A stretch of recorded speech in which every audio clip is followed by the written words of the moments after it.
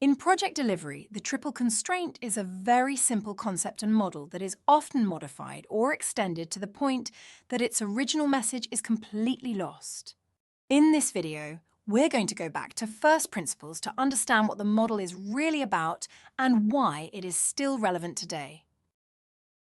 For decades and more, there has been an understanding in business about balancing requirements that are good, fast, and cheap. The story goes that if you want something that is good and you want it quickly, it's going to be expensive. If you want something that is good and cheap, it will take a long time. If you want something quickly and don't want to pay much, it will be poor quality. Importantly, trying to get something that is good, fast, and cheap is deemed impossible.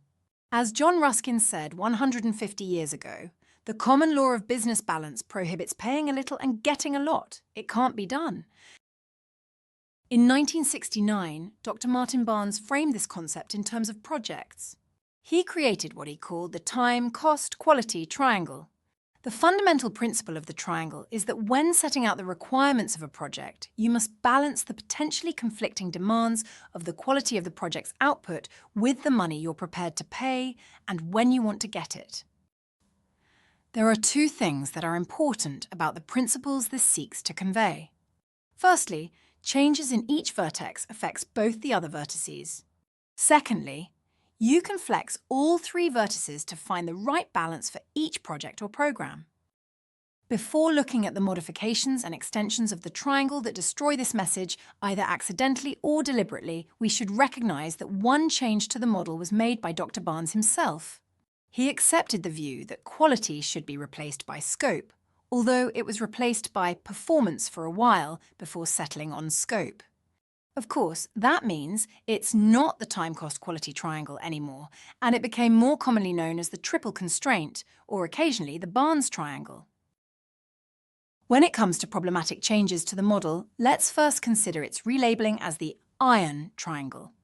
This term actually originated in 1956 in the context of policymaking in United States politics and had nothing to do with project delivery.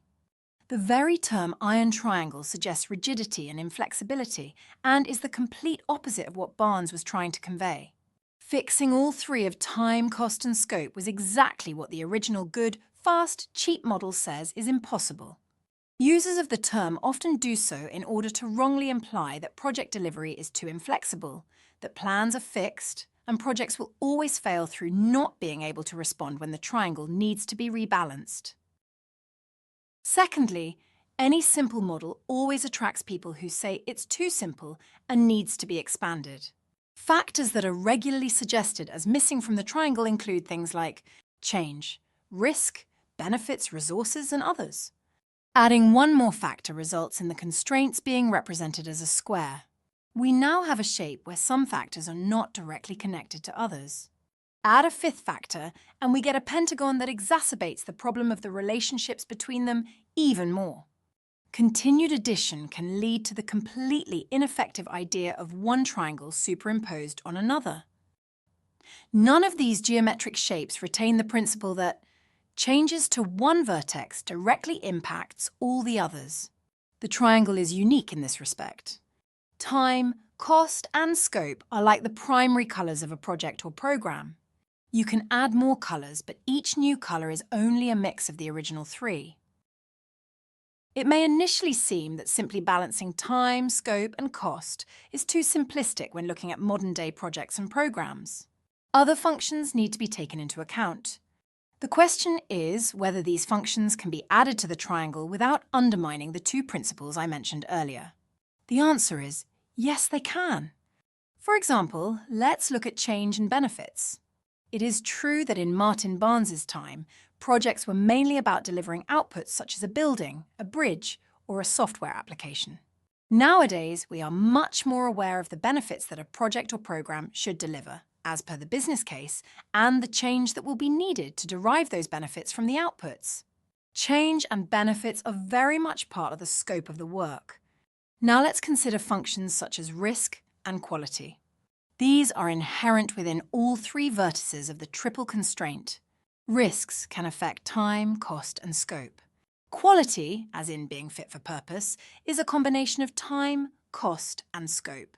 Risk and quality are not new primary colours, they are inherent in the three we have. Resources are the people, machinery, and tools that are needed to create the scope.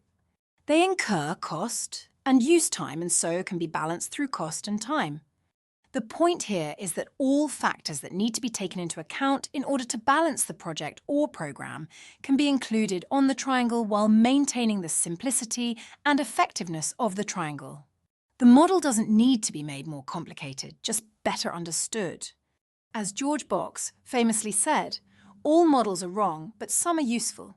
I argue that the triple constraint may be seen as simplistic, but that is mainly as a result of misunderstanding the principles that lie beneath the surface.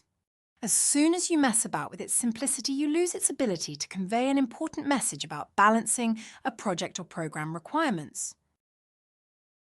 In this video, I've explained the role of the triple constraint in helping project teams and stakeholders understand the balance between time, cost, and scope.